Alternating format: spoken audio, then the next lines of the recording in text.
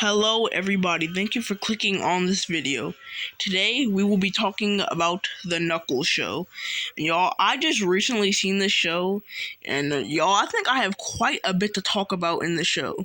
Y'all, to me, this is definitely what I call a mid show without a doubt. There's stuff to love and like about it, but there's also there's a lot of stuff that brings this way down. And a lot of parts that are just so boring. And for the video, definitely I would say I want y'all to go in the comment section below and please tell me what you think of this show. Tell me some of your opinions, because I'm actually very interested to know what everybody else thinks about this show. So, there's a lot to love, a lot to hate, a lot of stuff that's just okay. So, we're going to step in this right away, y'all. So, here we go, y'all.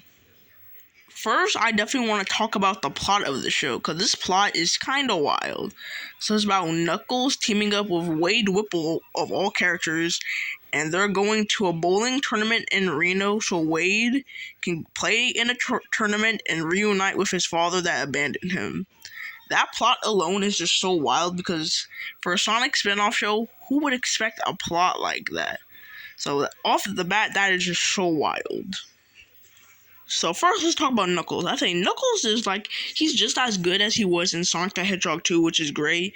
I think the CGI and the animation on him is actually really cool, and it looks great for It looks really great for a Paramount Plus show of all things. It looks like he looks like movie quality. I mean, the whole show definitely looks movie quality for Paramount Plus. And I think Knuckles looks really good. I mean, his character is mostly the same. Every once in a while Knuckles gets a good laugh out of you. And plus, this show confirms that Knuckles loves Cool Ranch Doritos. So yeah, so pretty cool. And I mean, Wade Whipple was definitely a lot more interesting than he was in the first two Sonic movies. I mean, we definitely learn more about his backstory, more about his family life, more of his relationship with his parents and his sister.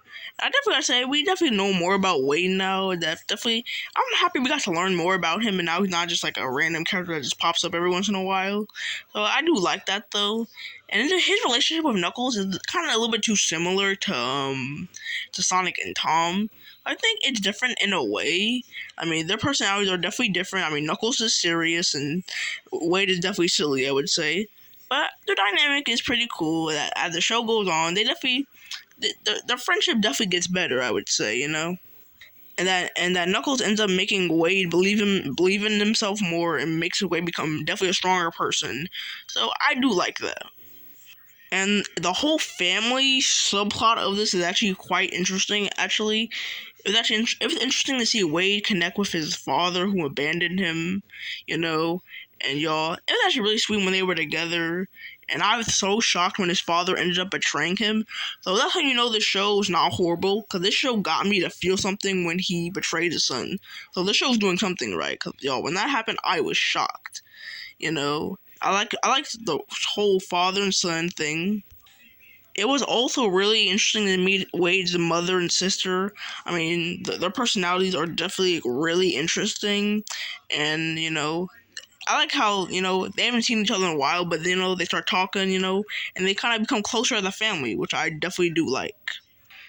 And I want to say the fight scenes in the show are a spectacle. They really are. The fight scenes are like one of the best parts of the show. They are so great. You cannot take your eyes off the screen. They're great. They're fun to look at. The action is just so good in the show. It's like 10 out of 10. The action is definitely goated, I would say. The show is definitely fun and serious at times, which I do like. So so the show, there are qualities to it. There definitely are. But now I'm gonna get into some of the negatives about the show. Okay. So first I want to talk about the villains of the show. The villains on this show are so mid, honestly, and like these two right here, I don't know if they even have names, but their whole goal is basically to try to get Knuckles for the villain of the show, and they don't really do anything really. All they do is basically get beat up by Knuckles the whole time, and that's pretty much it. And the main villain, who's apparently, his name is the Buyer, which I never even knew, is the main villain, and all he wants is just Knuckles' power, and that's pretty much it. And that's all his villain motivation is, simply that, which is kind of lame. And that's bringing me into one of the problems of the show, is that simply that, Sonic 2 I like because the stakes felt very high, but in this show, I mean, the stakes don't feel high at all. Like, nothing crazy is happening. The stakes are very low, honestly. Like, nothing, like, I mean, it's just, the stakes are just so low in this. I mean, like, there's no fear of what can go wrong, honestly. I mean, like, if things don't go right, I mean, I don't think about how bad things are gonna be. It's like, it just, the stakes are just low, and I'm not a fan of that, really. And now we have to get to the biggest, elephant in the room about the show that everybody talks about. That this show called Knuckles does not have enough Knuckles in it. And as I was watching this show, I noticed something about it. Episodes 1, 2, and 3 have Knuckles incorporated into the story quite a bit, but once we get to episode 4, and then go to 5 and 6, the show slowly becomes more and more about Wade, and Knuckles kind of just takes the back seat and only pops in every couple minutes, really. And it slowly becomes more about Wade and his family and all that, which, like I said, I don't mind, but for a show called Knuckles, I want to see a lot of Knuckles. And there are literally moments where I forget about Knuckles, like when they're bowling. Also, I forget all about Knuckles, but then when Knuckles shows up, I'm just so shocked.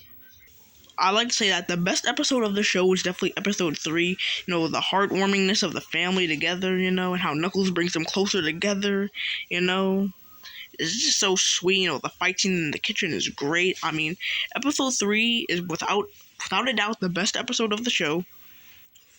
But episode 4 is definitely the worst episode of the show, without a doubt. The episode is basically all about Wade and how he gets kidnapped by a bounty hunter. Wade goes on a whole entire acid trip, and then becomes a whole entire musical Broadway show thing, which is just wild to me. And the conflict gets resolved in a jousting match, and he ends up cutting off the guy's hair. Then he ends up robbing him. Then the guy just runs away, and then the story's over right there. So, y'all, at the end of the day, I would call Knuckles an okay at best show, but kind of mid, honestly.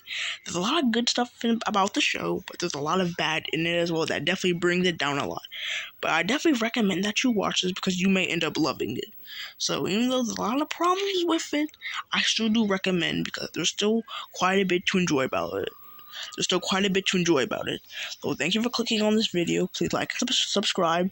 I love y'all. I will see you guys next time. Peace. Gamer God out. Peace.